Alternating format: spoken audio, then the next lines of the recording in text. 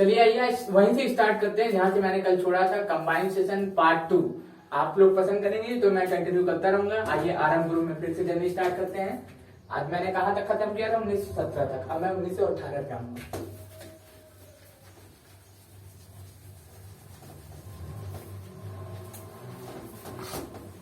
अब देखिए 1918 किस लिए इंपॉर्टेंट है? 1918 1918 में क्या हुआ था? द्वितीय विश्व युद्ध की समाप्ति हो गई थी। क्या हुआ था? द्वितीय विश्व युद्ध की समाप्ति हो गई थी। इसके साथ साथ एक चीजें और हुई थी कि क्या नाम है, पूरे के पूरे क्या नाम है, आधिपत्य पे पूरे के पूरे जो पूरे विश्व पे है, एक चौधरी उभर के सबके सामने आया था। उस चौधरी का नाम था USA, United state of America. क्योंकि उसी के युद्ध में आने के बाद क्या हुई थी? इस युद्ध की समाप्ति हो गई थी। अब देखिए इसके बाद हम जर्नी स्टार्ट करते हैं 1900। तो कुछ चीजें हैं जो बीच में भी आपको इंपॉर्टेंट लगेंगी, तो मैं उसे बताता रहूंगा। 1919 की 101 तो है 1919 में घोषणा की गई थी किसकी? माउंटेन्गू चेम्सफोर्ड सुधार अधिनियम। क्या था? माउंटेन्गू चेम्सफोर्ड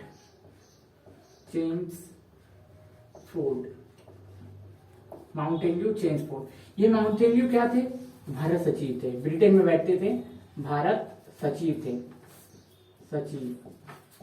ये क्या थे? भारत सचिव थे। और ये क्या थे? चेम्सफोर्ड इस समय भारत के वायसराय थे। वायसराय थे।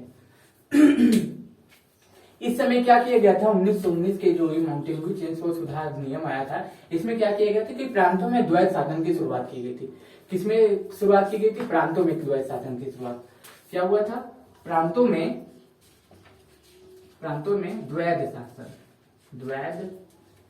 द्वैध शासन की शुरुआत की गई थी। इस अधिनियम के द्वारा पूछा जाता है कि माउंटेन्यू चेम्सफोर्ड सुधार अधिनियम कब आया था?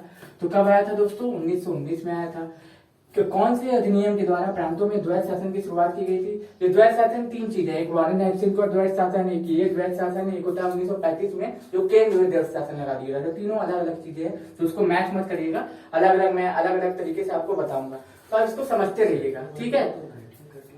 देखिए जो वायसराय थे ये कौन थे? 1919 में चेम्सफोर्ड थे। और ये कौन थे? भारत सचिव थे। माउंटेन्यू कौन थे? माउंटेन्यू भारत सचिव थे और चेम्सफोर्ड क्या थे? वायसराय थे। देखिए 1919 में एक और घटना हुई थी। 1919 में एक और घटना हुई थी। एक आंदोलन शुरू किया गया था। उस आंदोलन क्यों आंदोलन शुरू किया गया था पहले ये समझिए। 1919 में क्या हुआ था? रॉलेट एक्ट आया था। रॉलेट एक्ट आया था भारत।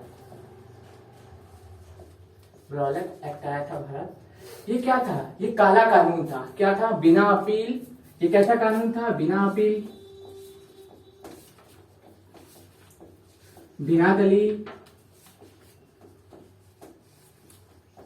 और बिना वकील का कानून था। बिना वकील का कानून था।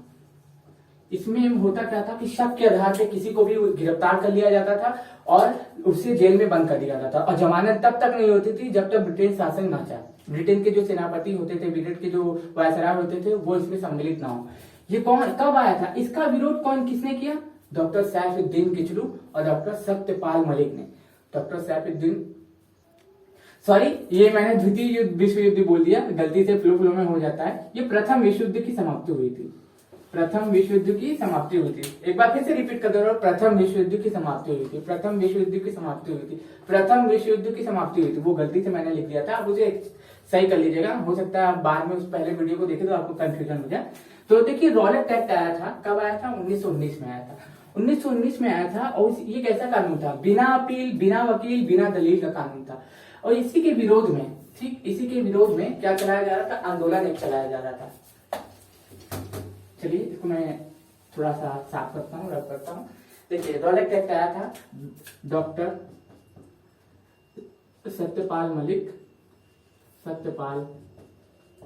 मलिक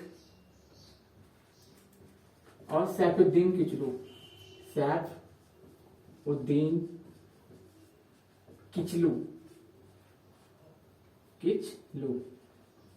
ये क्या कर रहे थे? ये दो लोग आंदोलन कर रहे थे। किसका? इसका रॉलेट एक्ट का। रॉलेट एक्ट का विरोध कर रहे थे, लेकिन होता क्या है कि इन्हें उठा के जेल में बंद कर दिया जाता है। और फिर आपने सुना होगा इसका 13 अप्रैल 1919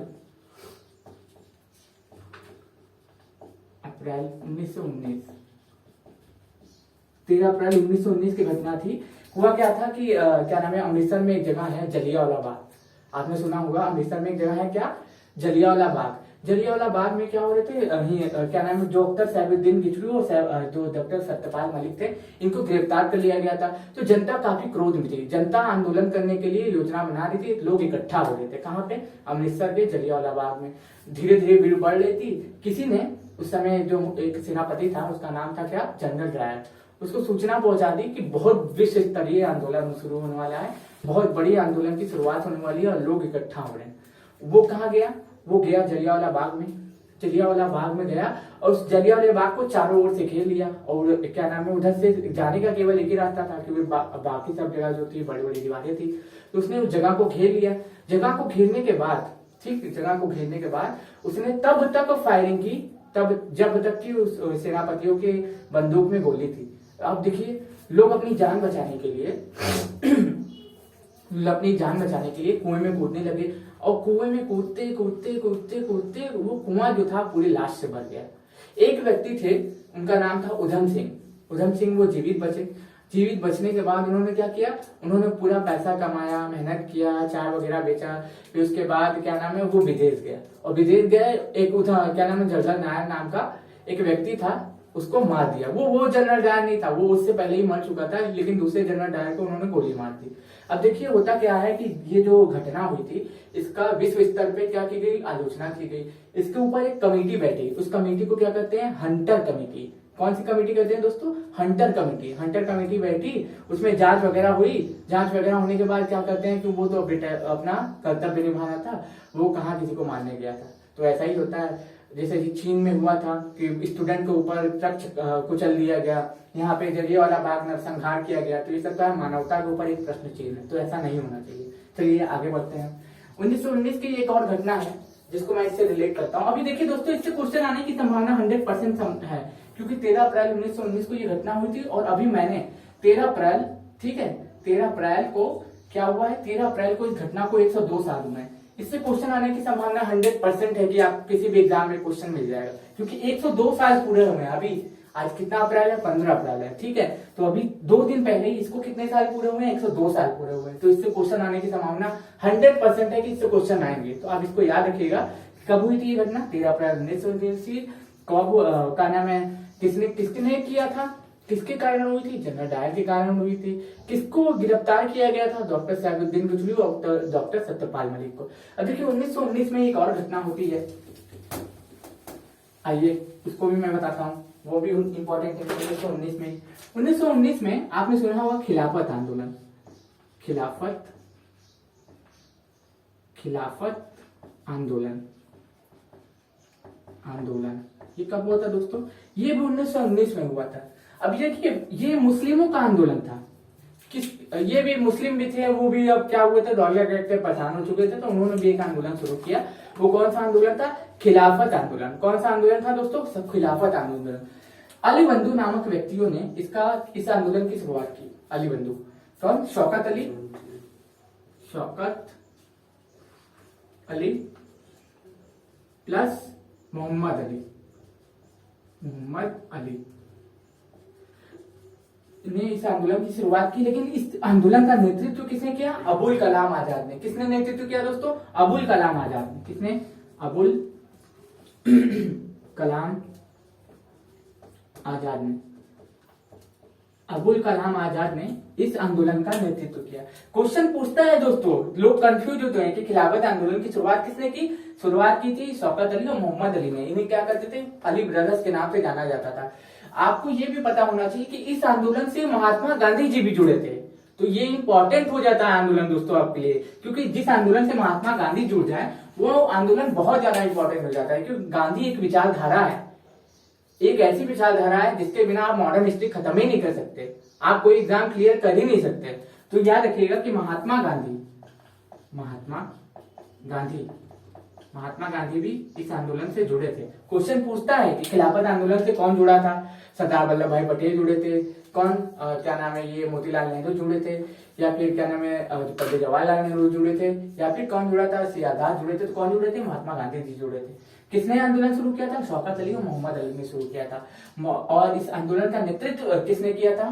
किसने नेतृत्व किया था? अबुल कलाम आजाद ने किया था। तो 1919 से आपको इतने ही ज्यादा क्वेश्चन मिल जाते हैं। तो चलिए आगे बढ़ते हैं, अपनी जर्नी को यही कंटिन्यू नहीं करें, यहीं पे नहीं रोकेंगे, हम इसको कंटिन्यू करते रहेंगे। आप चाहे तो स्क्रीनशॉट में ले लीजिए, आप चाहे तो दोबारा लेक्चर को सुन लीजिए, लेकिन ये आपके लिए बेशक काम आएगा किसी भी एग्जाम में। चलिए आगे बढ़ते हैं।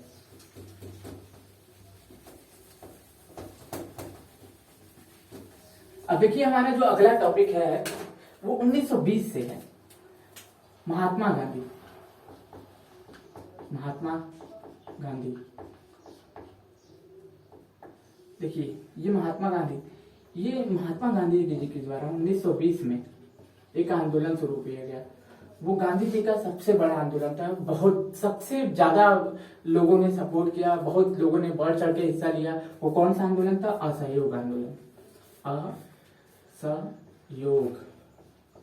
असहयोग आंदोलन। इसमें क्या किया गया था?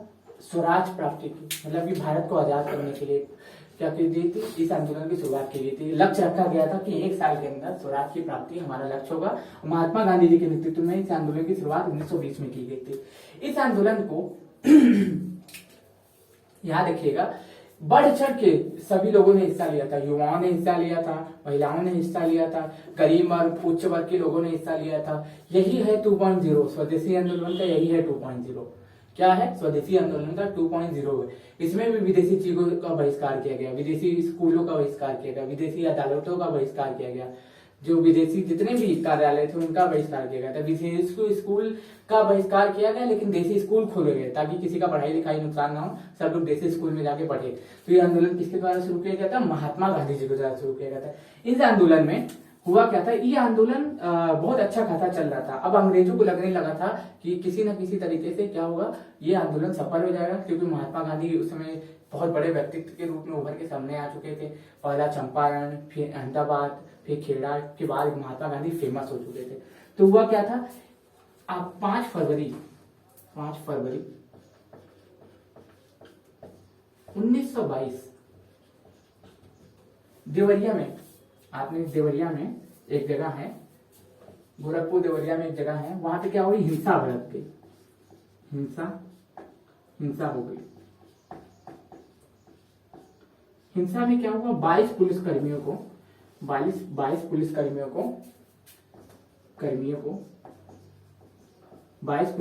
को जेल में बंद करके आग लगा दी गई, उनकी मृत्यु हो गई। महात्मा गांधी जी को इसका पता चला और महात्मा गांधी जी ने इमोशनल होके, भावुक होके इस आंदोलन को वापस ले लिया। दरअसल देखिए ये सच्चाई जो है कुछ और है। इस घटना को कहा जाता है चौरी चौरा कांड। चौरी चौरा कांड। अब पूछता है क्वेश्चन कि महात्मा गांधी जी के द्वारा असहयोग आंदोलन क्यों वापस लिया गया, किसके कारण? तो चौरी चौरा कांड के कारण। कब हुआ था? 5 फरवरी 1922 को हुआ था। कहाँ हुआ था? गोरखपुर के देवरिया वाले इलाके में हुआ था। अब देखिए जो 22 पुलिस कर्मियों को आग लगा दी गई थी, इससे इमोशनल होकर गांधी जी ने इस आंदोलन को वापस ले लिया। इस आंदोलन की कहानी देखिए कुछ और है।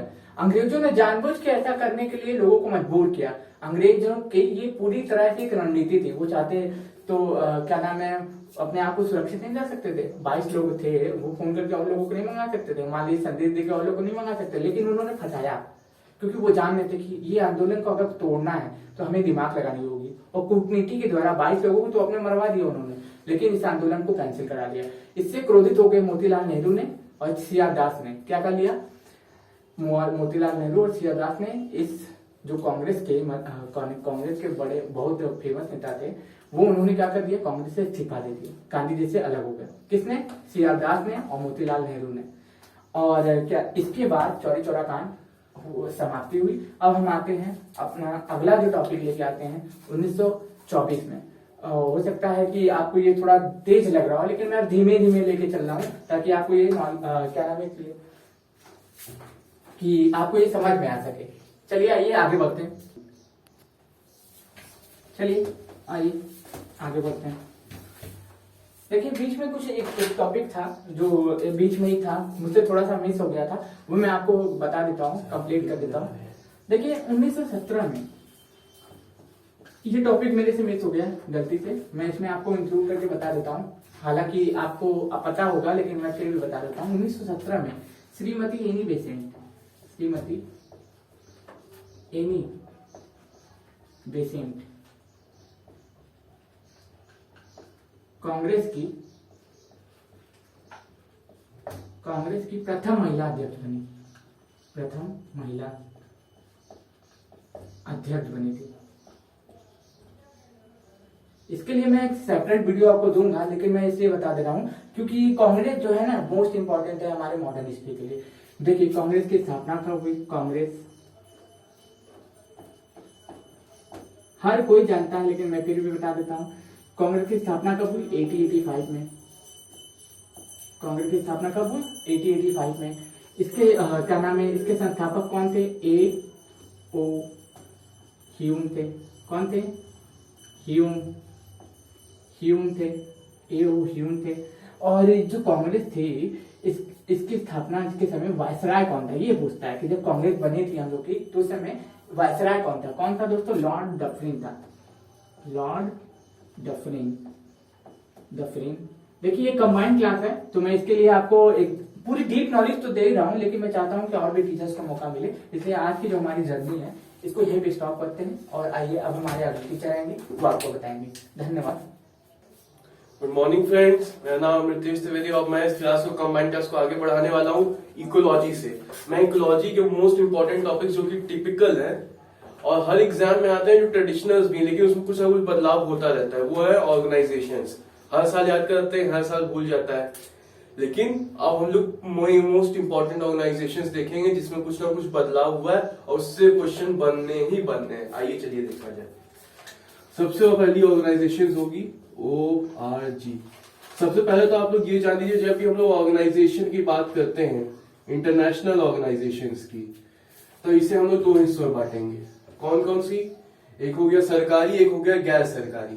गैर सरकारी में आपके आ जाएंगे NGO और सरकारी में आपके आ जाएंगे intra governmental organisation. Inter governmental जैसे कि आपने UNEP का नाम सुना होगा या फिर यूनेस्को का नाम सुना होगा, भाई वो सब इंटर गवर्नमेंटल ऑर्गेनाइजेशन है। कई देशों की सरकारें मिलकर उसे समर्थन दिया है। आइए हम लोग आगे देखते हैं इसमें ऑर्गेनाइजेशंस में। ऑर्गेनाइजेशंस अब देखा जैसे कि जल्दी जल्दी टाइम नहीं वेस्ट करना है, पर फिर WMO देखा जाए, एग्जाम्स पॉइंट ऑफ व्यू से इंपॉर्टेंट है। WMO की स्थापना आपकी हुई थी 1873 में। पहले इंपॉर्टेंट पॉइंट्स देख लीजिए, फिर मैं बताता हूँ क्या है ये। और इसे रीनेम किया गया 1950 में। और अच्छा, 1950 में जब इसे रीनेम किया गया तो इसका नाम हो गया, तब इसका नाम हुआ था वर्ल्ड मेट्रोलॉजिकल ऑर्गेनाइजेशन। और 1873 में जब इसकी स्थापना हुई थी तब इसका नाम था इंटरनेशनल मेट्रोलॉजिकल ऑर्गेनाइजेशन, IMO। और इसके कुछ इंपॉर्टेंट पॉइंट्स देखे जाए। इंटरनेशनल मेट्रोलॉजिकल ऑर्गेनाइजेशन की है आपका जेनेवा में, स्विट्जरलैंड। ये एक इंट्रा गवर्नमेंटल ऑर्गेनाइजेशन है, इंट्रा गवर्नमेंटल ऑर्गेनाइजेशन। इसके अलावा इसने 23 मार्च को इंटरनेशनल वर्ल्ड वेदर डे मनाने की घोषणा की है। Weather day. तो WMO क्यों इंपॉर्टेंट हो जाता है? क्योंकि WMO एक इकलौती ऐसी ऑर्गेनाइजेशन है जो ऑल ओवर द वर्ल्ड में हम लोग को क्लाइमेट चेंज के बारे में इस समय इन्फॉर्म कर दी है। वर्ल्ड मेट्रोलॉजिकल ऑर्गेनाइजेशन का काम है और था भी कि वो प्रत्येक देश को उस देश की जो भी जलवायु परिवर्तन है, जो भी सीजनल चेंजेस है, उनसे अवगत कराती है। वह एक सालाना रिपोर्ट जारी करती है, सालाना रिपोर्ट जिसका नाम है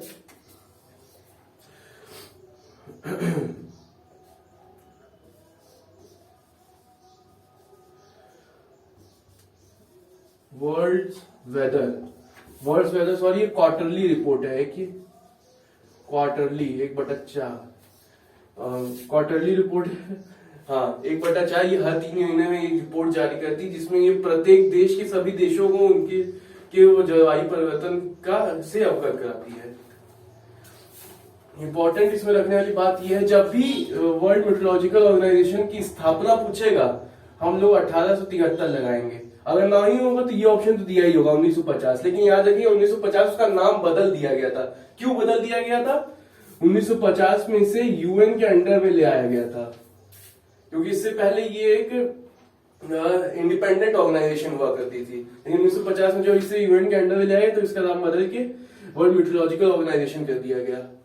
चलिए सब चीजें ध्यान रखिएगा। इसकी स्थापना हो गई, इसका हेडक्वार्टर हो गया, इसकी रिपोर्ट कौन सी पब्लिश करता है वो हो गया। 23 मार्च को इसने वर्ल्ड वेदर डे मनाने की घोषणा की है। और चलिए हम लोग आगे देखा जाए, नेक्स्ट स्कीम पे आ जाए। और स्कीम मैं बोल जाता हूं, ऑर्गेनाइजेशन पे आया जाए।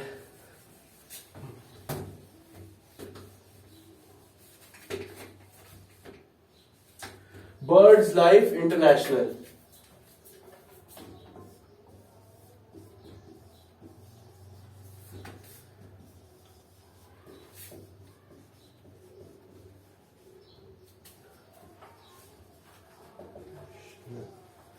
बर्ड्स लाइफ इंटरनेशनल, इसकी स्थापना आपकी हुई थी 1922 में। कहां हुई थी? कैम्ब्रिज में।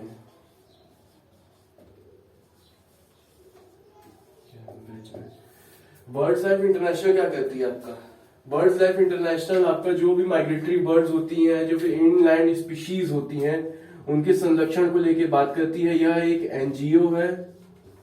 बेसिकली एनजीओ होते क्या है? एनजीओ जो भी गैर सरकारी संगठन होते हैं, हम जैसे आप जैसे लोग होते हैं, कोई प्राइवेट इंस्टीट्यूशन होता है, जब वो मिलके किसी एक कार्य के लिए योगदान करे या उसके लिए प्रयत्नशील हो, समाज में मिलके एक संगठन बनाता है, तो उसे हम लोग एनजीओ कहते हैं। जिसमें कई इंडिविजुअली लोग भी जुड़े होते हैं, कई गैर सरकारी संस्थाएं भी जुड़ी होती हैं। वो कहते हैं भैया हमें ये काम सही करना है और ये हम अपने बूते पे करेंगे, सरकार नहीं करेगी। इसे हम लोग एनजीओ कहते हैं। तो वर्ल्ड लाइफ इंटरनेशनल में इतना देखना इंपॉर्टेंट था। ठीक है, चलिए आगे बढ़ा जाए। इनों की दरअसल ये जितने भी ऑर्गेनाइजेशन हम बता रहे हैं, इन सब की सालाना या फिर 2 साल में कह लीजिए या फिर 4 साल में मीटिंग्स होती हैं।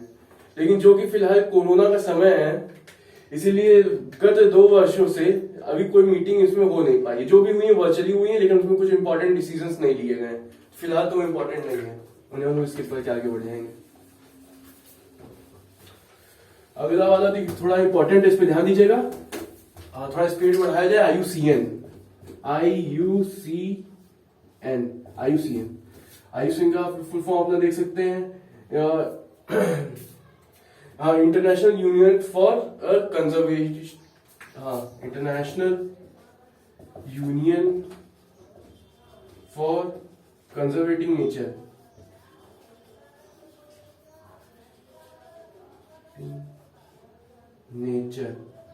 इसे मैं इंपॉर्टेंट क्यों कह रहा हूं?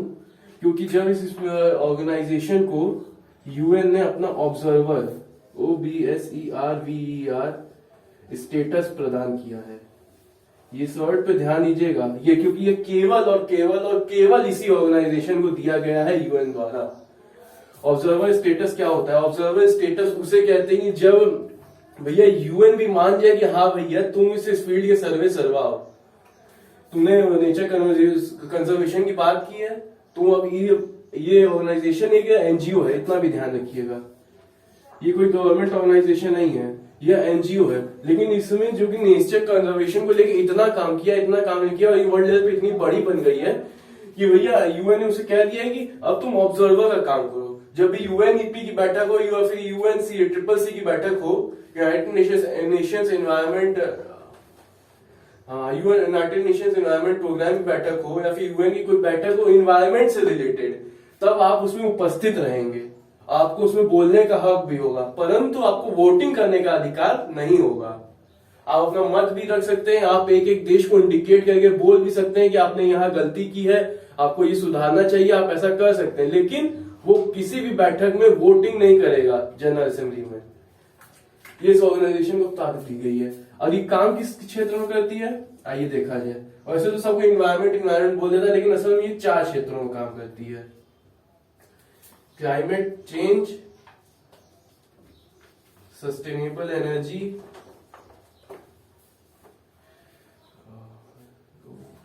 वाइल्ड लाइफ कंजर्वेशन,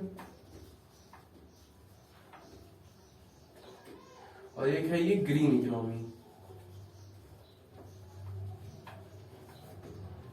ये अनुशंसा भी करती है, जैसे कि अफ्रीका के कई छोटे छोटे जो देश हैं, छोटे देश ना कहेंगे उनको हम लोग अनडेवलप्ड कंट्रीज कह सकते हैं, कि जो कि अपने स्टेटस का गलत फायदा उठा के वातावरण का दोहन करते हैं। उनको तो ये अधिकार होता है कि भाई अपने पेड़ काट सकते हैं, क्योंकि वो रोने लगते हैं कि भाई उन लोग की इकोनॉमी नहीं अच्छी है, वो लोग अपने पेड़ नहीं संसाधनों का दोहन नहीं करेंगे तो कैसे काम चलेगा। तो ये उसके ऊपर भी अनुशंसा करती है और उन्हें यूएन से ऋण प्रदान करने की या फिर किसी तरह की ग्रीन इकोनॉमी के तहत वो आता है ग्रीन क्रेडिट प्रदान करने की ये अनुशंसा करती है। भाई इन्हें अपने वातावरण की संरक्षण करने के लिए इन लोगों को पैसा दिया जाए ताकि उसका दोहन ना करें। ये सब काम भी करती है, बल्कि बस बोल सकती है, मानना ना मानना उनकी मर्जी है। आइए देखते हैं। तो इसमें हो गया क्लाइमेट चेंज, सस्टेनेबल एनर्जी है, डेवलपमेंट एंड सस्टेनेबल एनर्जी ही है ये, वाइल्ड लाइफ कंजर्वेशन और ग्रीन इकोनॉमी। सस्टेनेबल एनर्जी चलिए आइए देख लेते हैं। वो क्लाइमेट चेंज आप समझ गए, वाइल्ड लाइफ कंजर्वेशन जानवरों के रखरखाव, वो जो भी एंडेंजर्ड स्पीशीज है उनसे लेके रखरखाव की बात करेगी, ये सब है इसमें। और देखा जाए क्या आता है, ये आपका रेड बुक है, एक तो रेड डाटा बुक, ये भी से यही लॉन्च करती है और ये इसे हर 4 साल में लॉन्च करेगी। इसमें क्या है, इसमें आपकी बनी होती है 6 कैटेगरीज। कैटेगरीज में क्या होता है, endangered, critically endangered, vulnerable, extinct and not in danger, ये भी होती है। कुल मिला के 6 होते हैं इसमें, ये ध्यान रखिएगा।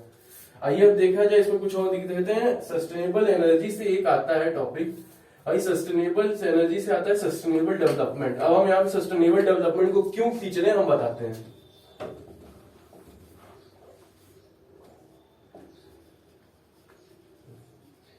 सस्टेनेबल डेवलपमेंट जैसा कि आप लोग को पता होगा, मैं इसे इरेज कर रहा हूं, थोड़ा सा समझने पे पहले ध्यान दीजिएगा, मुझे समझाने के लिए थोड़ी जगह भी चाहिए। सस्टेनेबल डेवलपमेंट यहाँ क्यों आ गया टपक के, सस्टेनेबल डेवलपमेंट इसलिए आ गया क्योंकि सस्टेनेबल डेवलपमेंट का नाम सबसे पहले लिया गया था ब्रंटलैंड रिपोर्ट में। ब्रंटलैंड रिपोर्ट में, लेकिन एक काम हुआ था कि भैया नाम तो ले लिया गया सस्टेनेबल डेवलपमेंट, लेकिन उसको एक्सप्लेन ही नहीं किया गया कि वो होता क्या है, बस सस्टेनेबल डेवलपमेंट बोल दिया गया। तो सस्टेनेबल डेवलपमेंट को एक्सप्लेन किया, मतलब उसे डिफाइन किया UNEP और भी एक ऑर्गेनाइजेशन थी IUCN, UNEP और WWF। हाँ WWF ये लड़ाई वाला नहीं है, वर्ल्ड वाइल्ड लाइफ फंड है, इतना ध्यान रखें। इन लोगों ने एक वर्ल्ड कंजर्वेशन स्ट्रेटेजी के नाम से एक रिपोर्ट जारी की। ये नाम के लिए सवाल रिपोर्ट होती, लेकिन होती बहुत मोटी बुक है।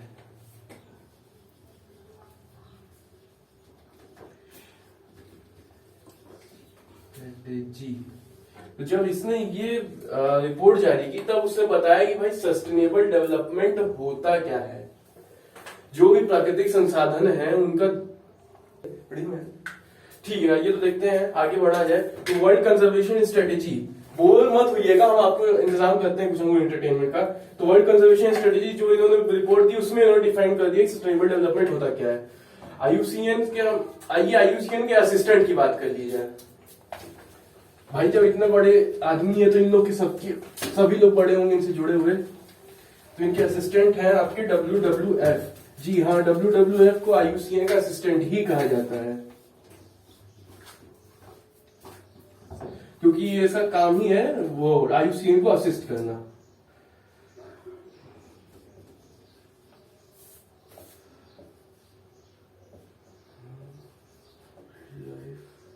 फंड, इसकी स्थापना आपकी हुई थी 1948 में, देखते रहिए। 1960 में, ध्यान रखिए, सॉरी गलत हो गया। इसकी स्थापना की हुई थी 1960 में। कहाँ पे? ग्लैंड कहाँ पे पड़ता है? Switzerland. World wild life fund के नाम से जैसे ही आपको लिया जाता होगा भाई, सबको लगता होगा ये सिर्फ केवल और केवल जानवरों के संरक्षण के लिए काम करता है। इसका मेन काम जानवरों के संरक्षण के लिए काम करना ही है, और ये आयुसीएन की अनुशंसा पे काम करता है। जैसे कि मान लीजिए आयुसीएन ने अपनी लिस्ट में कुछ नए जानवरों का नाम इंक्लूड किया, तो वर्ल्ड वाइल्ड लाइफ फंड क्या कहता है?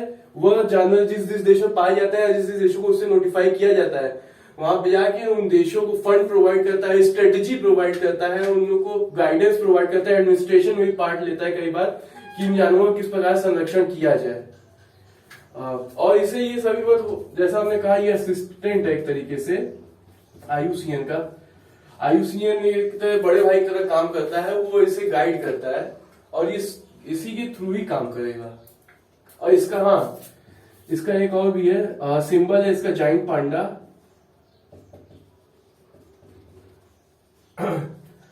1960 हो गया, ग्लैंड हो गया, जाइंट पांडा हो गया। और हाँ, आइए देखते हैं किस किस फील्ड में काम करता है। कुछ फील्ड्स हैं, clean water, sanitation,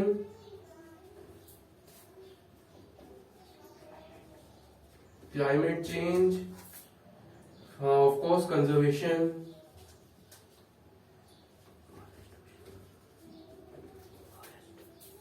forest conservation. 1 2 3 4 5, ये इतनी फील्ड्स में।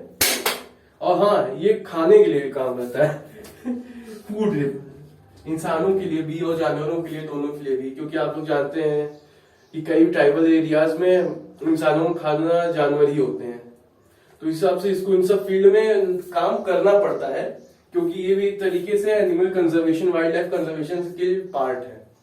क्योंकि वाइल्ड लाइफ कंजर्वेशन, ध्यान रखिए, केवल जानवर नहीं आते हैं।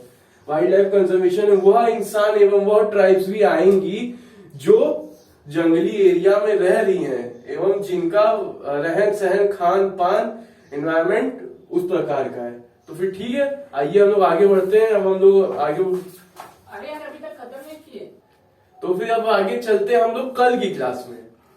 हम भूल गए थे, अब कोई नहीं बचा है। अब कल की क्लास में हम लोग आपको आएंगे, आगे टॉपिक्स के डिस्कस करेंगे। अब यहाँ पर हम लोग अपना टॉपिक आज का खत्म करते हैं। धन्यवाद।